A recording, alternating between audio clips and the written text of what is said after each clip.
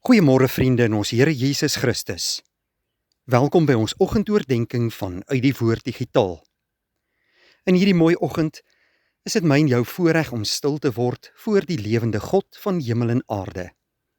Kom ons luister saam na sy woord en vra die Here om deur sy Gees hierdie Bybelse waarheid in ons lewe te bevestig. Ek is Dominee Adrian Swart. Ons lees vandag uit die boek van Filemon. Ons gaan lees vers 4 en vers 7. Paulus is aan die woord. Elke keer as ek bid, dink ek aan jou en dank ek my God, omdat ek hoor van die liefde en trou wat jy aan die Here Jesus en aan die gelowiges bewys. Jou liefde het vir my groot vreugde en bemoediging gebring, omdat jy, broer, die harte van die gelowiges verkoop het. Paulus is die skrywer van hierdie brief aan die man Filemon. Hierdie brief is 'n suiwer persoonlike brief aan Filemon, 'n vooraanstaande Christen in die gemeente van Kolosse. Hierdie man was 'n merkwaardige man in die gemeente van daardie stad. Paulus gee in ons teks 'n baie goeie getuigskrif oor hoe die lewe van Filemon was.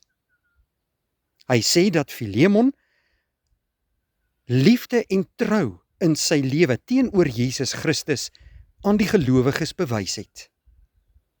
En verder prys hy ook vir Filemon vir die liefde en die vreugde en bemoediging wat hy gebring het aan die gelowiges in die gemeente. Hierdie is werklik, broeder en suster, 'n merkwaardige getuigskrif van hierdie man. Dis 'n teken daarvan dat hy 'n diep en 'n innige verhouding met Jesus Christus gehad het. Hy wou die Here Jesus Christus bevorder in daardie gemeente en in daardie dorp. Hy was 'n voorbeeld vir almal. Hy het die gemeente verkoop. Almal kon na hom opkyk en sy voorbeeldige lewenswandel raak sien.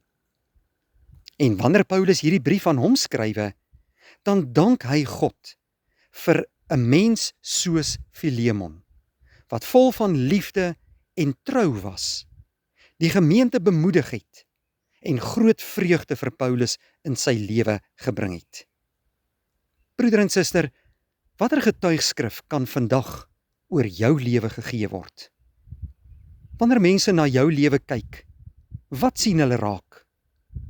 Sien hulle 'n diep, ware geloof, vol liefde vir Jesus en sy kerk? Sien hulle iemand wat bemoedig en vreugde bring en die harte van ander gelowiges verkoop?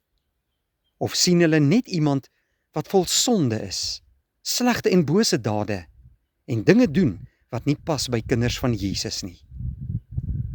Hierdie gedeelte leer ons vanmôre dat ons lewens getuigskrifte vir Jesus Christus moet wees. Ja, dat wanneer iemand aan ons lewens dink, hulle God moet dank vir iemand wat vol liefde en trou vir die Here is, die gelowiges bystaan en verkoop, mense bemoedig en groot vreugde bring. So kan ek en jy 'n verskil nie net in die kerk van Christus maak nie, maar ook in die samelewing waar ons woon en werk.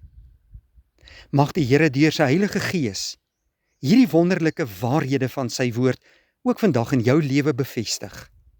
Dat jou lewe sal vrug dra, dat daar mooi eienskappe na vore sal tree en dat wanneer mense jou lewe sien, hulle God sal dank vir die mens wat jy is. Kom ons bid saam.